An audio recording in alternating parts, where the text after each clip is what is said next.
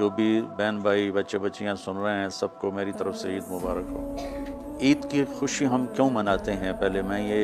थोड़ा सा वाज़ेह कर दूं कि रमज़ान का महीना अल्लाह ने पूरा एक हमारे लिए खुशी का महीना बनाया है, जिसमें